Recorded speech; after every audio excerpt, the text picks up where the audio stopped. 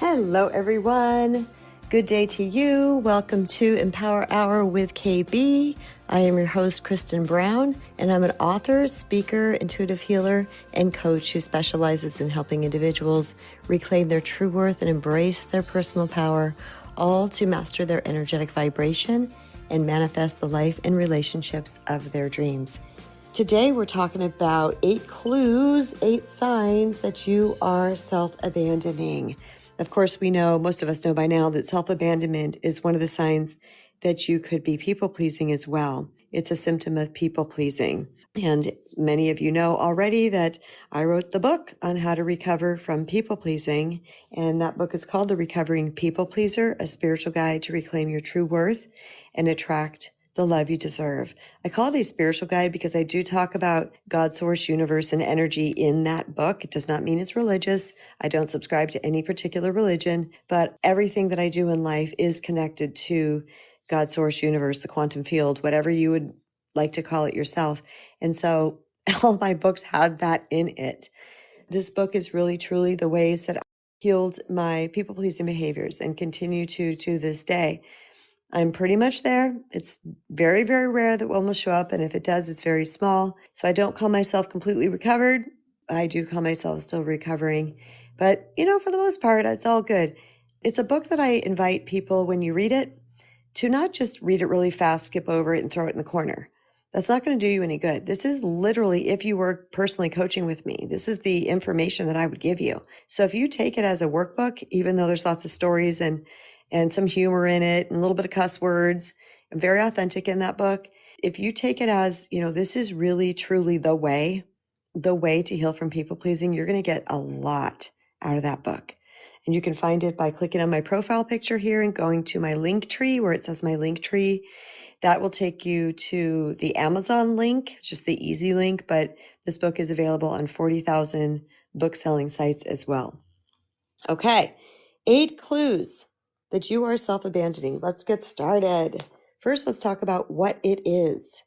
Self-abandonment is a rejection of your own thoughts, your own feelings, your needs, your desires, everything that is about you in favor of the ones of others, other people's thoughts, feelings, needs, desires. You put those above your own. You forsake yourself, you abandon yourself. You don't often act in your own best interest or well-being. This also means that you don't respect, honor, love, or encourage yourself. So this is what self-abandonment means. It's really a rejection of the self. It is an abandonment of the self. And the danger of this is that it can create anxiety, depression, low self-esteem and self-worth. And here's the killers: resentment and contempt for certain relationships that you're in. And also it can create unfulfilling relationships because you're not going to be getting your needs met. You're not going to matter, but you're making yourself not matter. And that's what's important here. I'm coaching someone through this right now, one of my clients, and this person has a history of self-abandonment. They have, how do I word this? Basically put all their self-worth into other people. So they abandon themselves over and over and over again to try to make themselves loved. And what's happening is that they instead had built up contempt and resentment for the people, innocently thinking it's their fault. When really, the people are doing, trust me, I've asked a lot of questions. The people are doing all the things. But when we forsake ourselves and try to be something for someone else, we are abandoning ourselves in the most profound way. And it's a very, very self-harmful way. And we often look to other people to fill that void, which they can't ever fill. No matter what, they can never, ever fill that void. So that the fact that we've stepped away from self, we have now made it other people's responsibility to fill us. When we return back to self, we have a much healthier and balanced relationship because we've got self. And if they've got self, and then we both meet each other at needs, that's where the balance comes in a relationship. It's important to understand that self-abandonment is not only hurting you, but it's hurting the others that are closest to you, because your brain is telling you that they're the ones that are doing something wrong, when it really is you're the one who has abandoned yourself. Key point. Now, the reasons that we abandon ourselves is the same reasons that we people please. Because people pleasing really is the abandonment of self. That's what it is at its core. And the reasons that we abandon self is because much of what I just said, we're seeking for love, approval, acceptance, validation, and attention from the outside world. So we dim our light, we stay quiet, we dumb down, we play small, we don't talk about our needs, our wants, our desires, and our opinions. It's also a need to be liked or to fit in or to be favored. Think about this. I've done this. How many times have you withheld something about yourself? Maybe you thought it wasn't going to be approved of by the people around you. Maybe you thought, again, this is all thinking. This doesn't mean this is true. Maybe you thought, they probably won't like me if I share this part about me. Or, I want my boss to still think I'm the most amazing person in the world. So I'm just going to be super uber giving and easygoing, and I'll allow them to pile on all the work onto me. Does anybody relate to any of these things? I relate to them. Oh yes, I'll just be the yes girl. I'll just be the easygoing girl. But what I was doing in the process was abandoning myself. I was hurting me. Okay, just got some claps that came up. Cher, Anitra, VA, they all resonate with that. How about this one, everybody? Do you ever have a fear of someone leaving you? And it kind of goes like this. If I am who I am, they're not going to like me, or I'm going to become a burden, or fill in the blank. And essentially, they will eventually leave. So again, we try to become all of these things that we think this person wants us to be to try to secure the relationship. Once again, this works absolutely against us. Okay, lots of claps going up. Sarah, VA, Julie, Jeannie, Cher, Paula, Sunshine, Anitra. Yes. Yeah, I know. Me too. Me too. But it's working against us. And that's the craziest bit. And that's what my client is figuring out. They're saying, this is so crazy. I was doing all of these things to try to please my person, but the relationship kept getting worse. And I'm sitting here shaking my head. I'm like, yeah, I know. One of the paradoxes. They're like, what? I was doing all these things thinking I was doing all the right things when I was actually doing the things that were hurting the relationship. Because when we do these things, we're not being honest. We're out of integrity with ourselves. Again, we're resentful. We build up contempt. Our needs aren't being met. All these things start to swirling. That could lead to aggression. It could lead to spouting off. It could lead to stonewalling. It could lead to you abandoning the person. This is one of the craziest paradoxes, is self-abandoners can often abandon. That doesn't mean they get up. Well, they can get up and leave, but because they're blaming everyone around them, they can end up walking out. They can end up feeling like, you just don't get me. You don't know. You don't understand. They might even leave the relationship because they feel like it's the other person's fault. I've seen it. I've experienced it. I haven't been the abandoner, but I've experienced it from people. I'm one of those stay too long people. I'm typically not the abandoner. I don't even know if I've ever abandoned, to be honest with you. I'd have to think about it. I'm sure there's somewhere in my history. But it's wild because the stories that we tell ourselves lead us to behaviors that actually hurt the other person. So if we just sit with it and really get clear, and this is all innocent, by the way, you guys, we're not out here trying to hurt people. This is all innocence. We're doing the best we can. But because we have self-abandoned, we're now dealing with the fallout and how that feels internally, and we're trying to control or feel comfortable some type of way, and that can lead to unhealthy behaviors. Another reason why returning back to the self, honoring, loving, respecting the self, stop self-abandoning, can actually lead to healthy relationships because you're on an equal playing ground. Things are balanced. When things are out of balance, they're always going to show up in our behaviors in some way. And it feels real. It feels like what we're seeing in this other person is actually real. If you have had this experience of being a self-abandoner and you've had somebody that got it, that understood it, you might have heard things like, well, what do you want? You never tell me what you want to do. Or why don't you decide this time? Or I'm tired of making all the decisions. You might have heard these type of words coming from somebody in your life.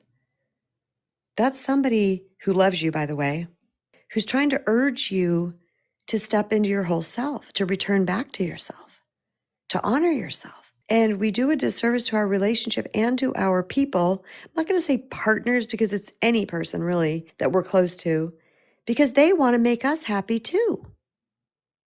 That's the mind-blowing craziness of this. Our loved ones want to make us happy, but we've abandoned self. We're too busy being a yes man or woman over here. They feel it. It doesn't feel good. Now, here's the even wilder thing about all this. A self-abandoner could be doing things that they think, in air quotes, this other person wants, and it may not be what they want at all. So then they're maybe getting feedback from the other person like, I really wish that you would blank, blank, blank. But the self-abandoner is sitting here going, I'm going above and beyond and sideways and backwards and forwards for you, and you're still not happy? It's because your mind concocted what it means to be valuable, what it means to be liked. So you're doing the things that your mind is telling you to do or what you're wanting to do. You're exhausted from the overgiving, and then somebody leaves you or doesn't want to be around you or starts to ghost you or says, you know what, we just don't click. And you're over here shocked and blown away because you don't understand why. That's because they haven't gotten the true version of you and they feel it. They feel it on some level.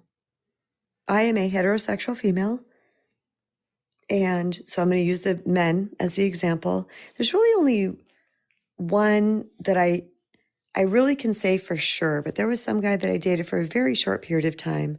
I was self-abandoning like a mofo and, being all the things. And he just lost interest in me. And I remember thinking, what? I was shocked. I'm doing all the things. Well, obviously you were gung-ho and super into me and excited and playing songs for me that reminded him of me and all these things. But over the next couple of weeks, I don't even know how long the thing lasted, to be honest with you guys. It could have been a month. I don't even remember. Many, many years ago. But I remember him saying something to me once. He said, why don't you just let me discover who you are? Something to that effect. I'm paraphrasing. That stopped me because I was trying to be all the things. I was trying to prove myself. Oh, you guys get it. I see the claps coming up. Let me touch base with all those. Kelly, Dala, Cher. Yeah. It was mind-blowing to me. I was so innocent and thinking I was doing the right things. And bro was like, nah, girl, this isn't fun. It's kind of gross. He never said that.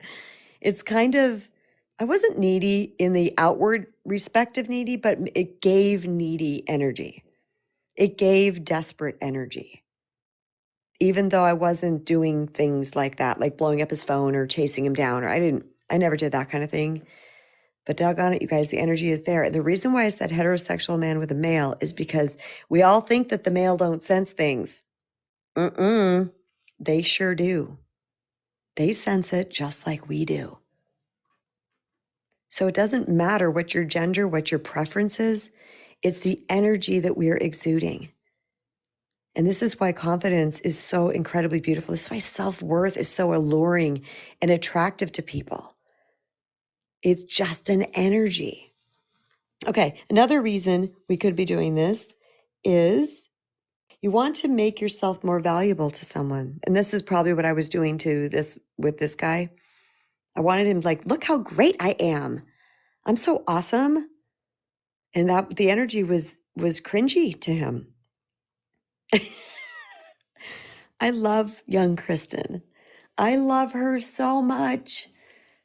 She was doing the things she thought she was supposed to be doing.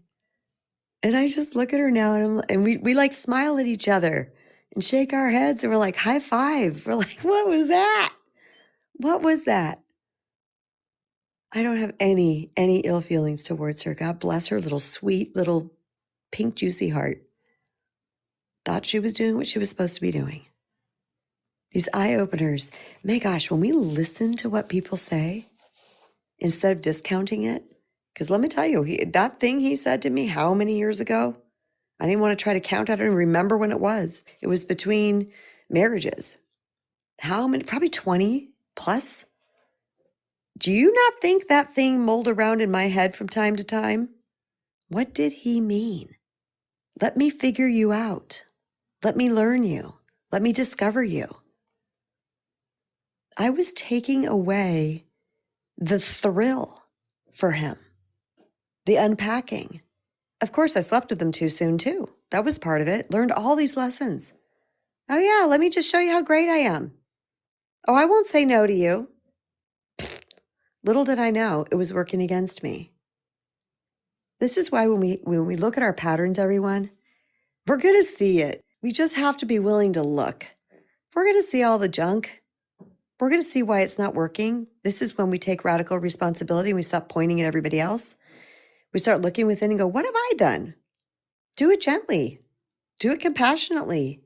Do it in an observation mode, not a judgment mode. And you got all the data you need. It's all there. It's wild.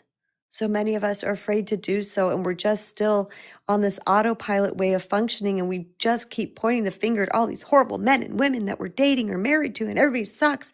Oh my God, what is this world made of? Maybe it's me. Maybe I've contributed to this. Maybe I'm part of the problem. Who sings that song, I'm the problem, it's me? Is it Taylor Swift? I'm not a Swiftie. I don't even know any of her songs. I don't even listen to that type of music. No diss on anybody. I know she's so controversial right now. Let the girl do her thing, for crying out loud. But is that the song? I'm the problem, it's me. Is it her? I could be completely wrong. I think people are messaging, so I don't have my glasses on. Let me click on that. Yeah, it is her. Okay. Thank you. All right, got a message. Oh, okay. Yes. The Hubs is back channeling me. Yes, honey, we can go have lunch after this. That's so funny. Okay. But maybe I am the problem. Maybe. I was. Oh, I so was. I so was. And you guys can see her by my tone of voice. I don't care that I was. I'm not mad at myself that I was.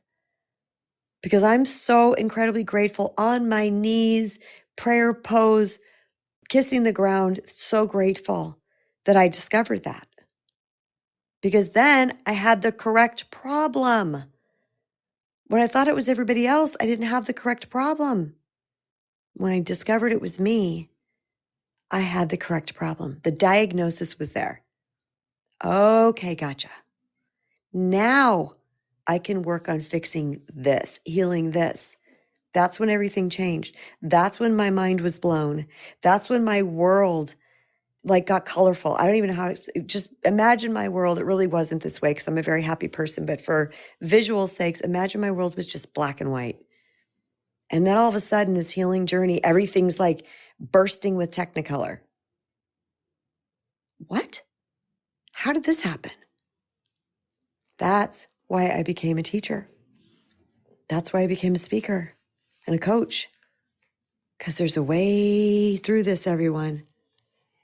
And the last reason that we could be doing this is because of deep, well, it's not the last reason, deep desire to fit in because you don't feel like who you are is enough. Who I am is wrong, is bad.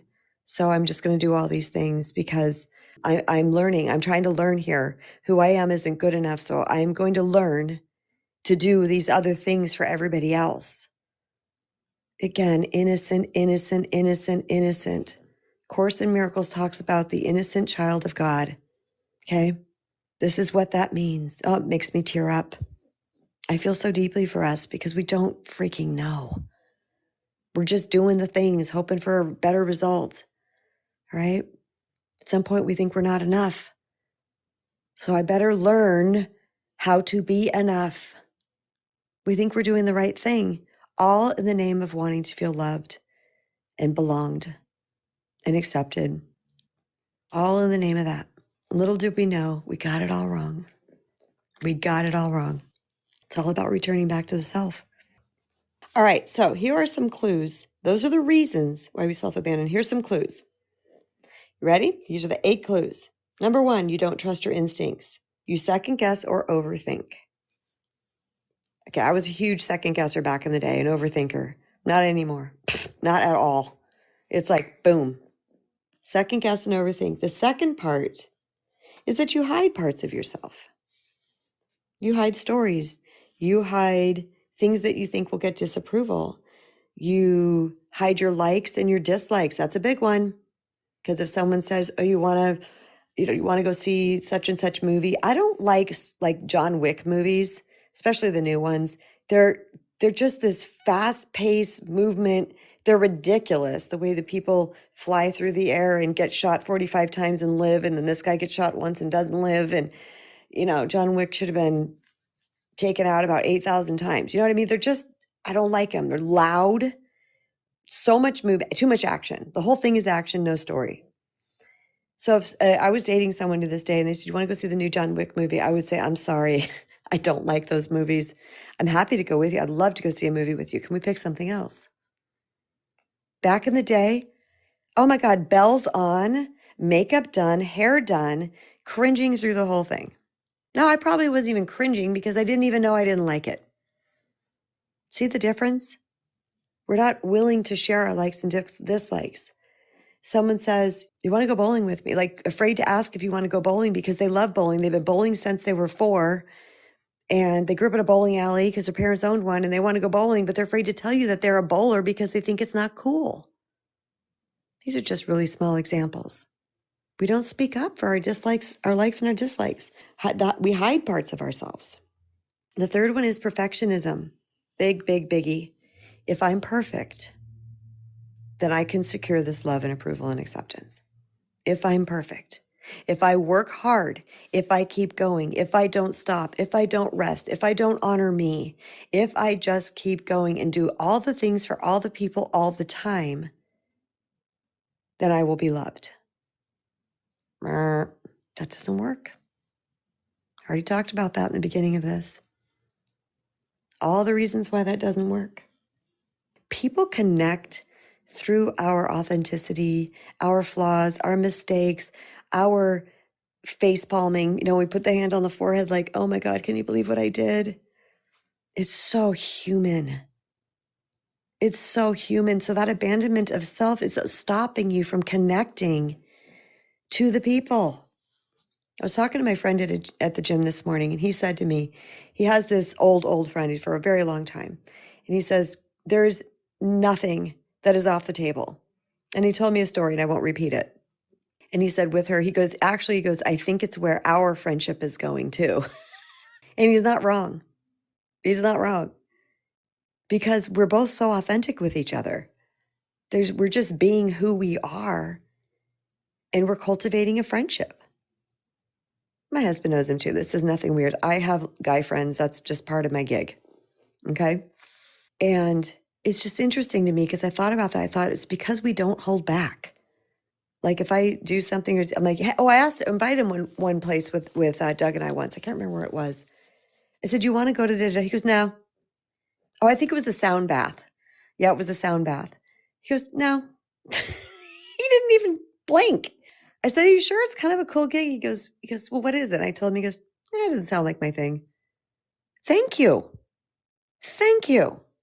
I would much prefer that than someone come and hate every minute of it. Go, "Yeah, that was fun." And then they tell you no every other time. "Oh, sorry, I'm busy." No. This is why we click, because we're honest with each other. This is why this friendship is forming. Well, this is over a couple months already so far. So the next one, number 4, not honoring your needs. That's a clue. You know what you need. You know you need a nap. You know you need to eat a salad today. You know you need to go to bed early. You know that you need whatever it might be in your relationship. You know your needs, but you're not honoring them because you feel like you're a bother. You feel like it's going to be unaccepted. You feel like they're going to roll their eyes. They're going to call you crazy, stupid, whatever. Now, take out the idea that you might be with a narcissist, all right? Narcissists are going to do all the things. They're going to pull out every stop to make you ridiculous, okay? Remove any narcissist. That's just what they do. But look at the quote unquote average person in your life that's not a narcissist. And you're afraid to share your needs with them or honoring your own needs. "I'm sorry, I can't go out tonight. I have a very early morning." Or, "I'm sorry, I can't stay up late and watch Netflix with you because I got to go to bed at 7 because I'm up at 3. Right? The narcissist is never going to allow you to honor yourself. They'll somehow make you wrong.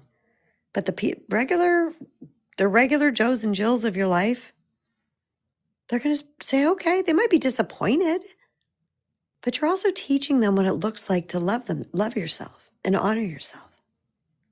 Number 4, not honoring your needs. Number 5, biggie, incoming, suppressing feelings and emotions. You're pushing them away because you have deemed them unacceptable or bothersome to others.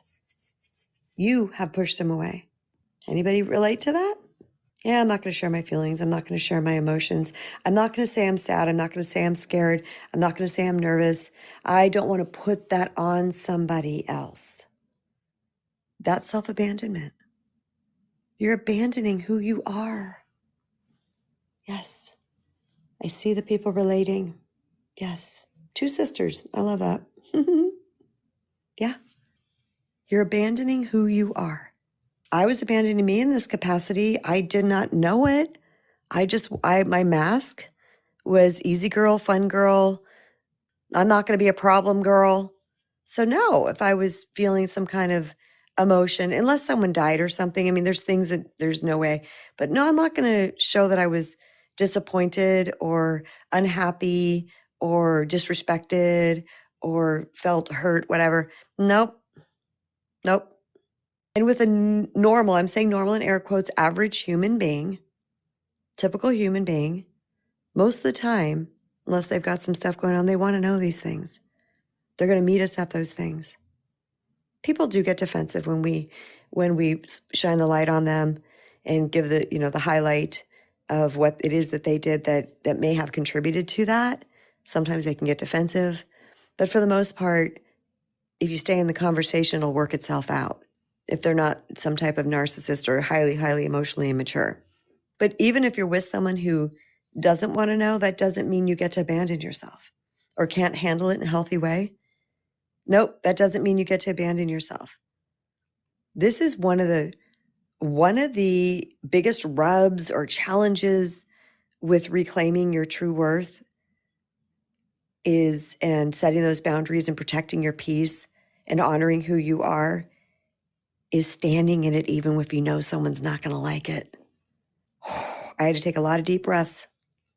I refuse to play small or to walk on eggshells or to hide who I am for somebody else's comfort. Just because somebody takes everything personally or is overly sensitive, and I'm not talking about HSP type sensitive, I'm talking about takes things personally, everything hurts their feelings, everything is going through a filter. It is so natural for us to want to shy away from those things with that person because it's uncomfortable. We're making them uncomfortable. It's this big issue ensues. I don't know what it is about me, probably the healing work that I did, but I refuse to walk on eggshells and not be me because of somebody else's unhealed wounds. What it's teaching them is that they get to have their way with you and they get to stay comfortable and nobody grows in comfort. It's a little itchy, little, what's the word I'm looking for? Just uncomfortable to grow. We have to be uncomfortable to grow. Otherwise, we're not going to. If we're happy and gay all the time and nobody's calling us out on our stuff, there's no reason to grow. And let me tell you, I've had to go up against some serious pushback with people in my life. Serious pushback. But I held that line because I knew I wasn't wrong. I knew it. Now, I'm not talking like I'm yelling, screaming, acting like a jerk. I'm talking about saying the things that needed to be said because I don't self-abandon anymore. I used to, but I don't anymore. And I also discovered that it's the right thing for everybody involved. Yeah. Number 6, you're not acting in accordance with your values. This is one of the 8 signs that you are abandoning yourself is you are not acting in accordance with your values. What's important to you? It's important to me to spend time with my children. And I will make that happen. Even if it's just lunch with my son. He's up. I go downstairs. I make my lunch. We kind of have this new little ritual routine that started. He comes out. When I'm done with my talk, I think he hears me coming down the stairs. His room's under mine. And he makes his lunch. I make my lunch. We pop on some fun show that we like, 30 minutes or so. We talk and we eat together. That's important to me. That's a value of mine. Just a small example. But I'm going to act in accordance with my values. And I will tell you one thing I'm really proud of. You guys know, most of you know who've been here for a while, that one of my highest values is my children and the love and protection I have for them and their mental health and well-being. When I was dating between marriages, my 2 oldest kids, my youngest wasn't born yet, I did not introduce those guys to my kids. It would have been so easy. There was a part of me that was like, because I was still unrecovered. I wanted to be with the guys all the time. I wanted the attention. I wanted the things, but I wouldn't do it. I would not do it. I think we went bowling with one once, but didn't look like it was a relationship. It was just one once, let's go bowling, total friendship type thing. And that was it. They don't even remember that. I've asked them because we've talked about this. They're adults now. We talk about all these things. But I was like, that is the one place that I would not fold against myself out of neediness or desperation or the desire to be loved or held or accepted. And I'm really proud about that because looking back, I was several shades of hot mess, but that was in place. So that's one of the things that is a clue is that we are not acting in accordance with our values. That's number 6. Number 7 is not speaking up for yourself. This is a biggie. How many of us don't speak up for ourselves? I was 50-50 with this. I would in certain environments, but there were some environments that I wouldn't. Who relates to that? Who was 50-50? Or it could have been even 70-30, but who was half and half? Who had 1 foot in the door, 1 foot out of the door? I would like to see by a show of claps, okay, were you guys like, in this environment, I can speak up for myself, but this one I can't, or I didn't, or I wouldn't. Okay, Deb, Alexis, Cher, Paula, VA. Yeah. It's weird how that is, right? There's no one size fits all here. That's what's important too to understand. I hope you get that through my talks. Paula, yep. There's no one size fits all. This is about you really going within and getting to know yourself so well and picking up what's yours, not picking up what's not yours, resonating with what resonates, Not trying to force yourself to resonate with what doesn't resonate. Open mind, open heart, allowing there to be nuance, context, and variables of how any of my talks fit into your life. This is about you knowing you so well. And I love when you guys get up on stage like, yeah, no, I didn't do that at all, but I did this. And I'm like, oh, wow, yeah, that wasn't me at all. We all have the variables in this, the nuance in this. And that's why I brought that part up about the percentage wise, because that was a hard one for me to go. I didn't speak up. I'm like, I didn't, probably where it mattered most with romantic relationships. How about that? And where it mattered most with my female friendships. Yeah. Because I think there was a part of me that knew that they would go. My husband and I watched a webinar last night. It was great. They were talking about that very thing wrapped up in the whole webinar. And they said something to that effect of, you don't speak up because you know you'll lose that person if you do. Well, that means that relationship is transactional, and it's based on the fact that you stay small and keep them comfortable. But they're not doing that for you, are they? Or they're not making you a value, are they? So you're putting all this time and energy into them, but you're not getting it returned. That's something you want to rethink. If someone's really only staying because you keep bailing them out emotionally, physically, monetarily, and you're running circles around them to make sure that their needs are tended to, that's the only reason why they're staying. This was a shocker for me because when I stopped doing that with certain people, they just faded away. They're just gone. I'm thinking of a girlfriend right now. She was going through it and I was there. Oh my gosh, I was there in all the ways. And then when I would go through a little something, she just really wouldn't listen. And I'm the person that checks in a couple days later. Like, how you doing? You feeling better about that thing? Nah, she never checked in. So I decided, I'm not going to be as available because this is very, very lopsided. I'm giving up hours and hours and hours and hours and hours dedicated to her. I'm giving my full heart, my full attention, putting everything to the wayside. And she's giving me a quarter attention, a quarter heart, hardly any words. And it was just lopsided. And I had been in lopsided relationships my whole life.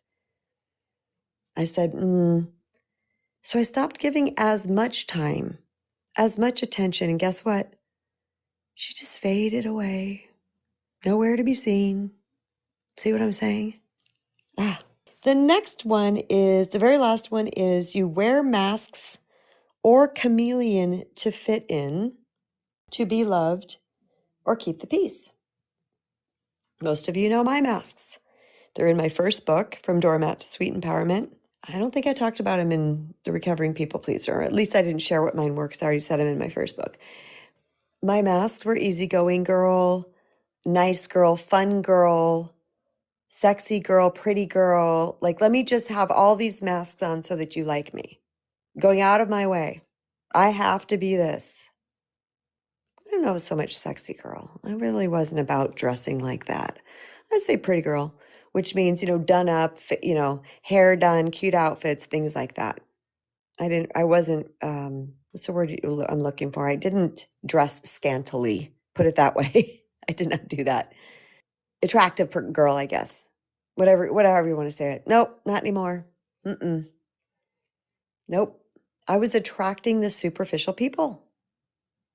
I was attracting the people that couldn't go deeper than the surface of my skin, or at all. Nope. I didn't want that anymore.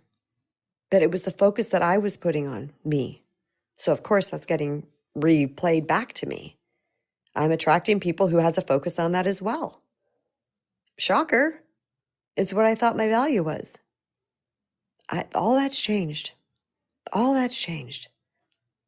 I have a slew of people right now in my life that are they just like me.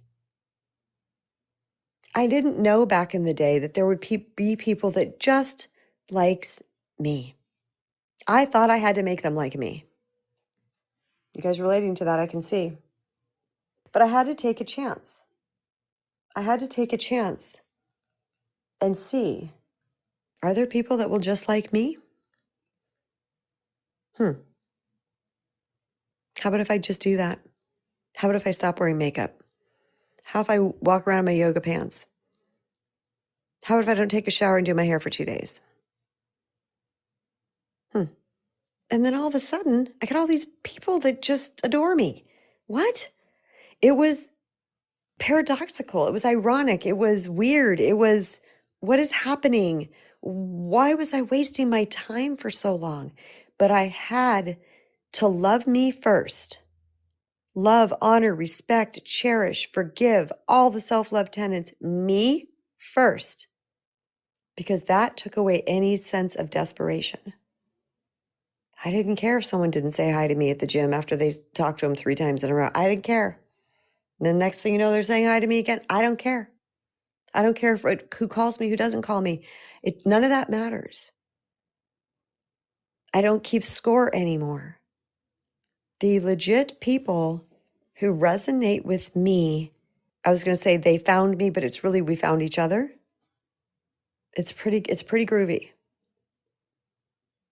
The masks are keeping us attracting people who are attracted to that particular mask. Let's say a controlling person is going to be very attracted to an easygoing person because they get to do whatever they want. See what I'm saying? A superficial person is going to be very attracted to someone who thinks their value is their looks. Then you're going to try to go deep with them and there's going to be nothing there. It's like waving your hands in midair and not touching anything.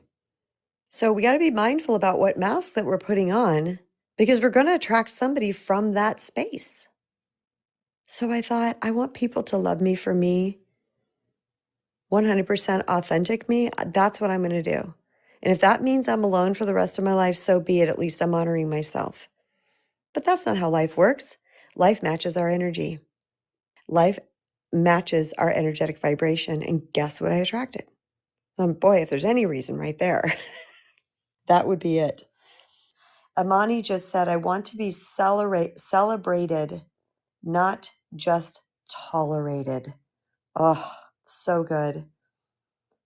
And this person said, you look great without any mask on. Thank you. Celebrated, not just tolerated. Question for you, Amani. Did you know you were being tolerated? Because I didn't know I was being tolerated, like really consciously knew it. But I think I kind of knew it on some level. Maybe I felt like I was being tolerated because I felt like I didn't matter. Welcome up, sis. What say you? I didn't know at first because I was too busy making sure I was accepted. I was approved by them, that they included me. I was part of something. So I was blinded by my lack of who I was. Now, the journey of learning who I am, loving myself, all of that, it gives me a different lens to look back at all the relationships or lack thereof that I have. And I'm having to also forgive myself for my role in it because I had not shifted out of desperation. I hadn't shifted out of, I have to get my approval and worth from external sources.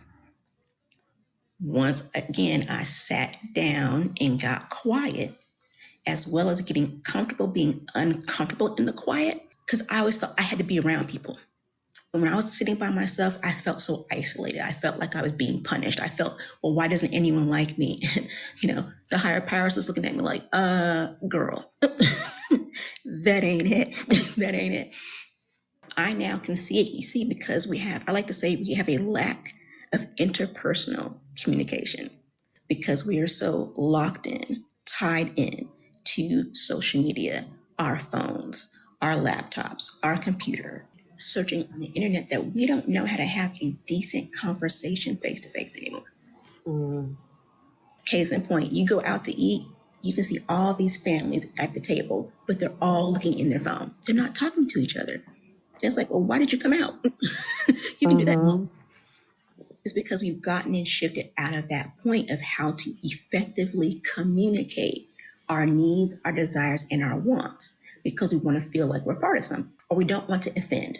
Because sometimes we err on the side of caution when it comes to offending. Like, well, I'm not going to say anything because that might make them mad, or they're going to look at me differently. And it's like, honey, boo boo, they live in their life. Mm-hmm. They're not bothered by whether you call or not call, or if they call and you don't call. And I had to get to that point where I'm like, I want to be celebrated and not just tolerated. Case in point, I'm such a sensitive, emotional, empathetic person. I'm going to give you the shirt off my back, but I can't expect other people to do the same thing back to me because they're not me. Mm-hmm. They may not know how to communicate to say, hey, KB, I'm at capacity.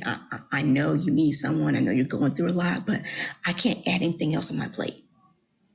So they'll rather ignore you, not call you back, not text you.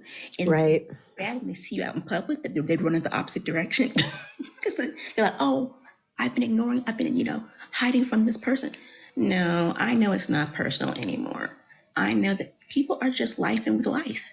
And they are getting curveballs just like I am. And they just don't know how to sit still long enough to realize that for themselves.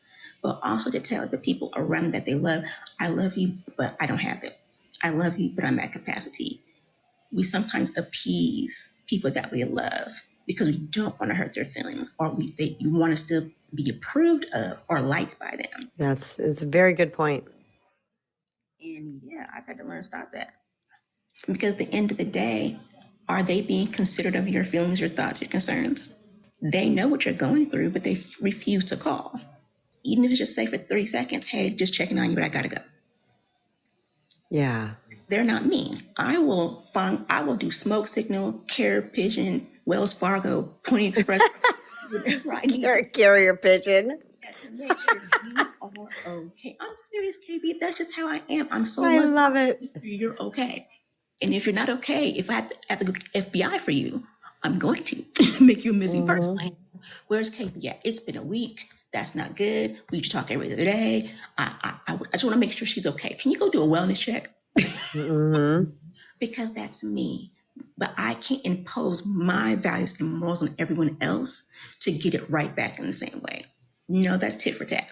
I'm still going to give of me fully, unapologetically, knowing if they don't receive it, that's okay too. If they do receive it, that's great too. But I still have to stay the course of being my authentic, vulnerable, transparent, audacious self. And you guys can do. So make that crown and wear it proudly. Thanks, Amani. And that is as long as it's not at the expense of our own well-being. Because that's why I talk about overgivers. Man, I was the overgiver. I was doing everything all the time. I can't even express it. And then I started to say, is this hurting me or is this serving me? What's my motive for this? What is the reason for this? Is this because I care, or is this because I feel like it's my job? I think I told you guys a couple of talks ago that I really felt like I was responsible for the world. I was responsible for everybody's health, happiness, and well-being. And, that I had to really get honest with myself and sit in that and say, what's from the kindness of my heart? What is authentic? What is because I want to? Or what is because I'm feeling like on some weird level I have to? So learning the discernment between the two of those is key, super key. Now, for this last little remaining bit of time, I'm going to jump into how to stop self-abandoning. Ooh, this is where it gets really super juicy, because some of these things that you may have heard thus far that you might be doing in the self-abandonment department, you might be thinking, oh God, that's so daunting. How am I going to stop doing that? I can't stop doing that. Or I've tried and it hasn't worked. Well, sister, brother, this is because we need to reset that foundation. And this is the first thing, is to cultivate a loving, respectful, and honoring relationship with yourself. I mentioned my book, The Recovering People Pleaser, at the top of this talk. You can, at the beginning of this talk, you can find it by clicking on my profile picture, going to my link tree where it says book link, or I think it has the title. That'll take you to the Amazon link. You can also find it on 40,000 book selling sites if you have a favorite somewhere. They're everywhere. And in that book, I talk about this. because I also expressed how self-abandonment is a symptom of people-pleasing or vice versa. They're really hand in hand. People-pleaser is the self-abandoner, okay? So learning what you can do on the foundational level that is going to automatically shift your behavior. That's the grooviest thing about all this. I did not have to force myself to do things. The lens through which I saw me, my needs, my wellness, other people's needs and their wellness shifted. Things just look different. Now, where the courage was is being willing to do something differently, being willing to say no, being willing to, I don't know, I can't think of anything offhand, set a boundary with somebody. But when I learned to love, respect, and honor myself, my behavior naturally changed in a way that was serving to both me and the other person. That's the thing. Anytime we apply love, capital L love, the highest energy, the purest form of energy to a situation, it is always serving to both parties. Always.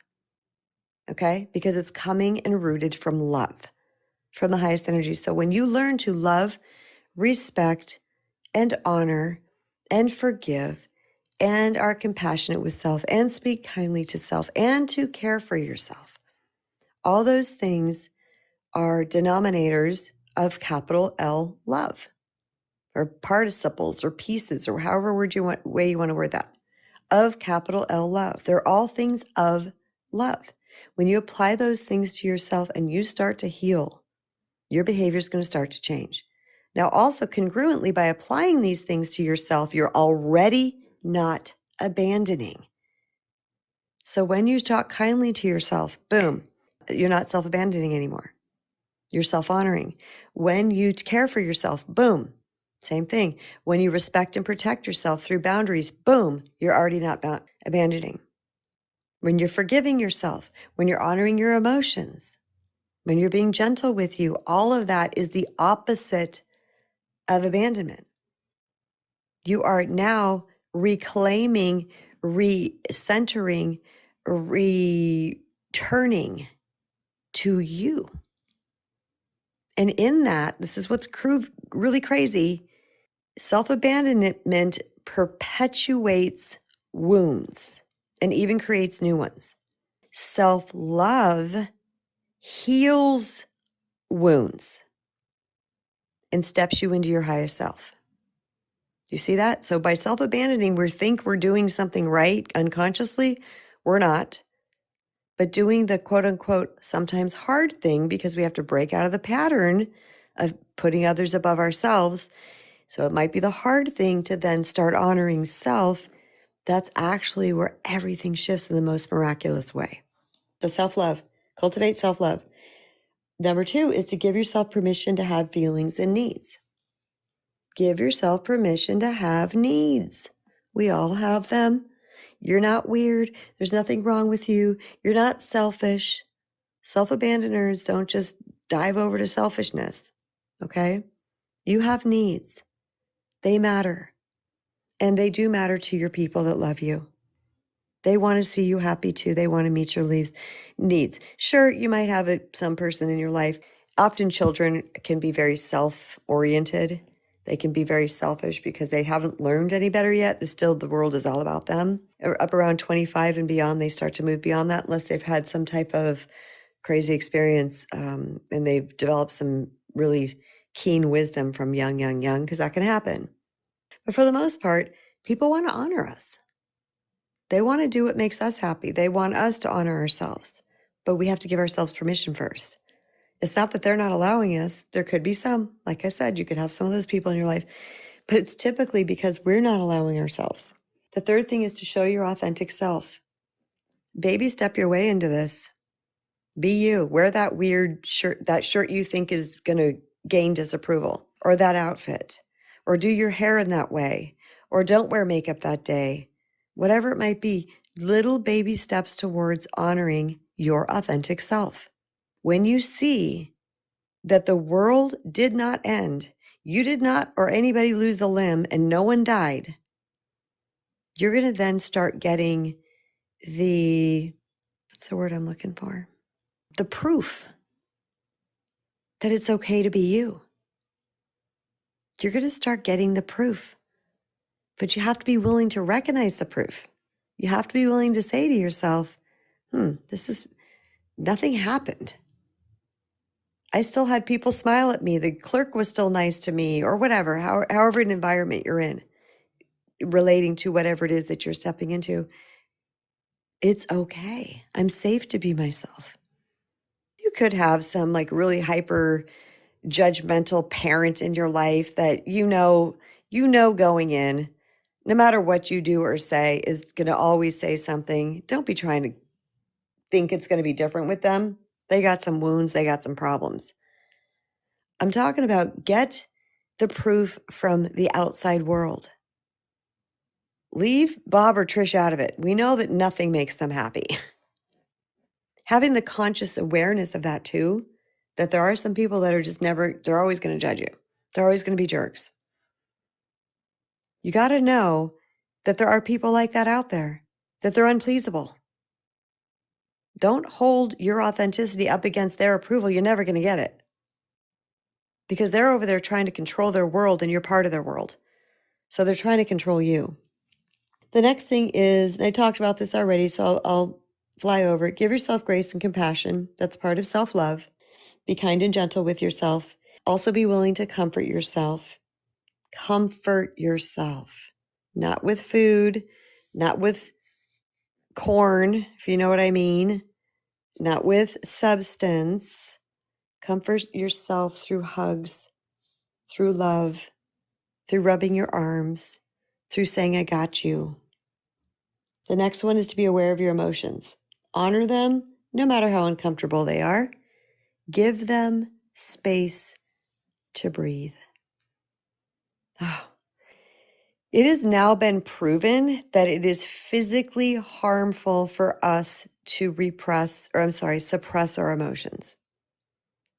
It can up-regulate and down-regulate certain genes. Genes that we have a propensity for. What does upregulate mean? It means we can activate a gene if we have a propensity to some type of disease or something. Now that thing is activated. Isn't that crazy? This is proven science now, y'all. Proven science. It's all about energy. So if we're pressing down this negative, dark, heavy energy, boom, something can be activated. Let the energy flow.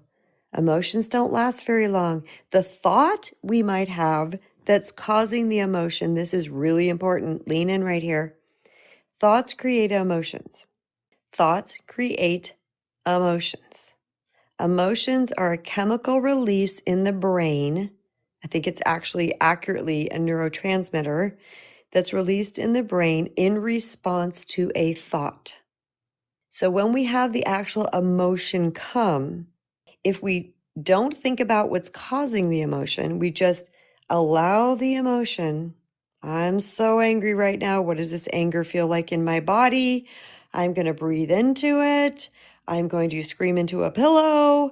I'm going to scream underwater, whatever it might be. I'm going to move this energy. I always bring up anger because that's the one that everybody's afraid of expressing. Okay? Some people. I'm going to just let this energy move.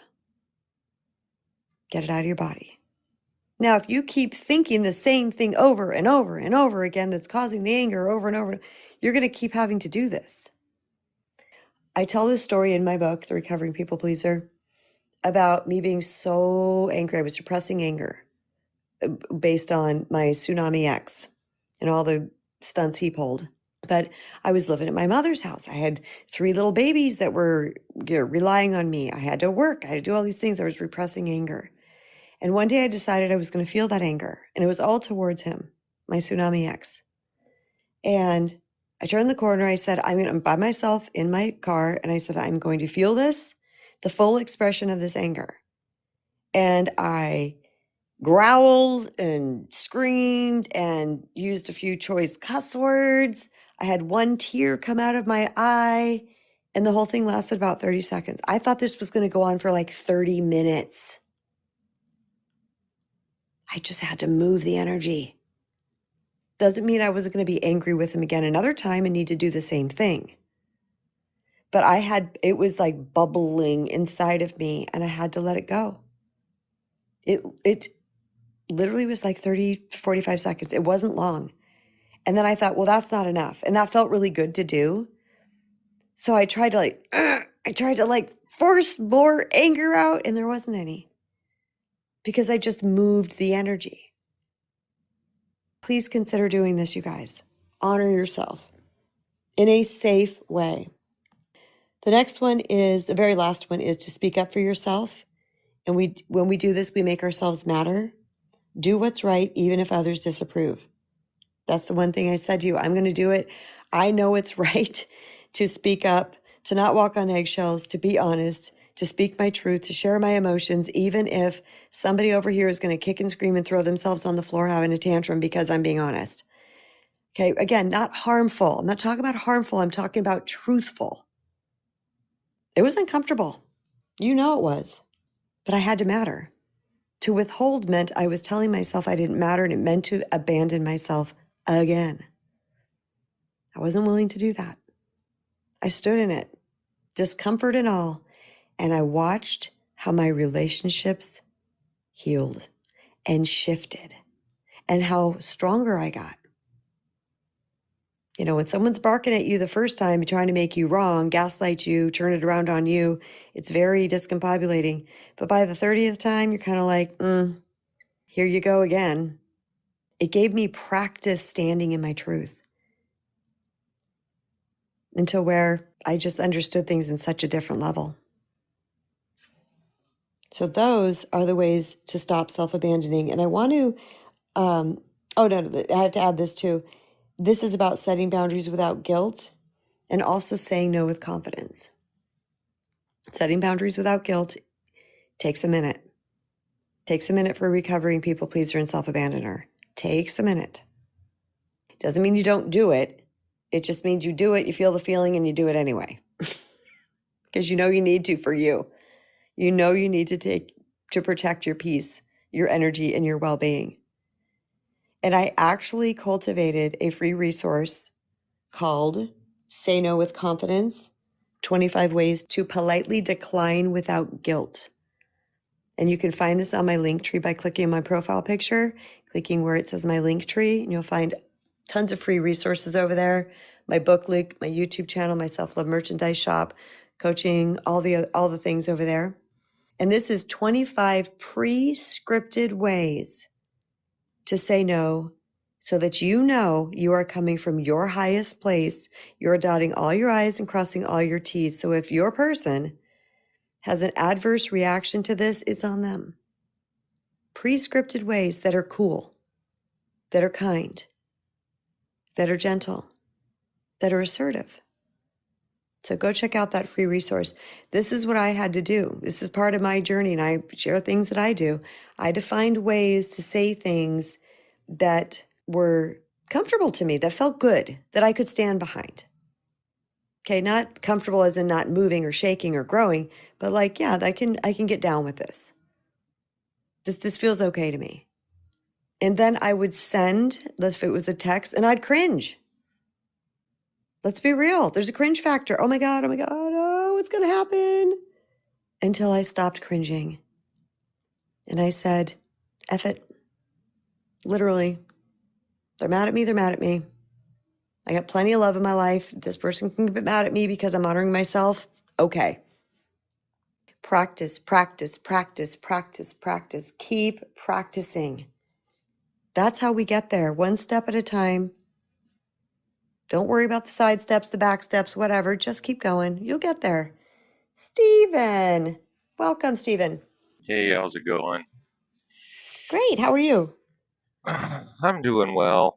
Your thing on the return to the authentic, I'll show you that path, and that will kind of give some of the listeners that have listened to me point of where I was at. So in 2017, when I'm separated and it starts to get warm and I start to go out biking a lot more, I remember first ride that somebody rolls up beside me and goes, "Hey, Steven, how's your day going?" And I looked over, I'm like, and he's like, "Oh, it's Carrie from church." I'm like, "Oh, okay, yeah, I recognize you." And that was the first person that recognized me. And then slowly but surely, especially after I rode on Ragbri in the summertime and started doing more group rides, people would wander up and recognize and say hi and want to know how it was going. And at that point, I had to go through this process, and I remember thinking, it's like, okay, they have met me before. At that point, they had a choice. And so now they have met me the second time, and instead of ignoring me or jumping all over me because I didn't do it right or whatever, they were just friendly and go, "Hey, how's it going?"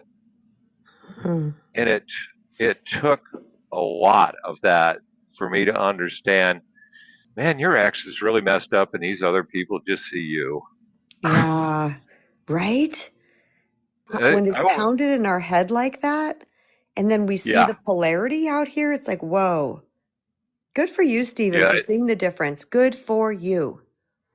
It's I'm sitting here, and it's not the air conditioning making me all the hair stand up because I Mm, probably relayed this because it's still a moment of like, apparently what I'm throwing out isn't that bad. It may be a little bit, but they're still willing to come back and talk to me again. So, man, that was Steve. He was a messed up dude. he didn't know. He was innocent. Yeah, he was. He just was trying to get along the best way he knew how, and when you're trying to please somebody that is so way off base, man, you're just not going to make it happen, and turns you inside out. You sit there and look at the person in the mirror and go, I still don't understand what I did wrong, but obviously it was wrong. Caveat, in their eyes. Thank you. Thank you. Yeah, because perception. Your perception is your reality, and what you consider normal is what you're willing to accept. If you want the rest of the world to cow down to you, good luck. You're going to be disappointed daily, hourly, minutely. Hmm. Yeah. Well, and I think one of the signs for us to know that it's really not us is that they're often just miserable people. I don't know somebody Yeah, that has that degree of making another person wrong when internally we're like, this is not wrong. But if we look at them as a whole, they're generally pretty miserable. Even if they yeah, don't show it all the time, they're negative biased. They're like, you get what I'm saying? Can you see that in that person? yeah. I still wonder what was causing that because I remember Their wounds. yeah, and I don't even know what they are because they were so closed up. Mm-hmm. There was a point, that letter that was left to me. It's like the further I get away from our comfortable life that we have built, and I'm like, we're making 150K a year. We're going on all these trips. It's like we're just having fun all the time. And I'm like, I don't know why you're trying to escape this. Everybody else is trying to get it. Right. Right. What's so damn bad about it? Please explain. Mm. I couldn't even begin to oh, you're off. Sorry, I had my eyes closed. I couldn't even begin to venture a guess because, there's everybody has a wound. I don't know what that person's wound was, but it's definitely contributed to how they showed up in the world. I want to say thank you to Amani and Stephen for coming up today. This was a very important talk. I really hope this talk resonated with you, whether you're listening to it on Noom Vibe or on some other platform after the fact. I really hope you got something from this. One thing, two things, maybe the whole darn thing. I hope you took notes. I hope it helped you to shift your perception in one way, maybe encouraged you or amped you up a little bit, or maybe it was just validating where you thought, wow, I'm not alone. Oh my gosh, this makes sense. Thank you, thank you, thank you. Man, that validation can really help solidify the ground beneath our feet Because so often, like Stephen was saying, in his former relationship, he said he didn't know. He just kept thinking he was doing things wrong because his foundation was murky. It was muddy. It wasn't solid. It was moving, and I can't come up with the right words today, you guys, but get the visual, okay? And once we start to realize I wasn't the crazy one, my instincts were right, my intuition was right, my wisdom was right, my messages from source was right. Once we start to get all of that through these type of conversations, it starts to solidify. And we keep going and we keep going and we keep going. I am here to tell you with 100% certainty, you are a self-healing superstar. You are a self-healing badass. You have everything it takes to heal your life, to heal your inner world so that your outer world reflects it. I'm living proof of it. There's many other people I know who are living proof of it as well. Yes, it takes some time. Yes, it takes effort. Yes, it takes consistency, but it's doable. So the question becomes, how much do you really want it? Are you sick and tired of being sick and tired? Are you sick and tired of self-abandoning, being a people pleaser? Sick and tired of not mattering, not getting your needs met in life? At that beautiful moment where we decide no more, that's when our life opens up. And I feel it's part of the hero's journey. I feel like it's part of how we are. We just keep doing the same things over and over again until we finally go, enough. I just can't take it anymore. And I believe we all are our own heroes. And we have the capacity to bring us to new heights, to bring ourselves to new heights. I appreciate you guys. I love you dearly. Thank you so much for taking your time to spend with me today. Once again, I hope you got a lot out of this conversation. If you're listening to this on any other platform, don't forget to follow and subscribe, or here on Noom Vibe. Leave a comment, however that works on whatever platform. And I will see you again tomorrow for another episode of Empower Hour with KB. Bye-bye, everyone.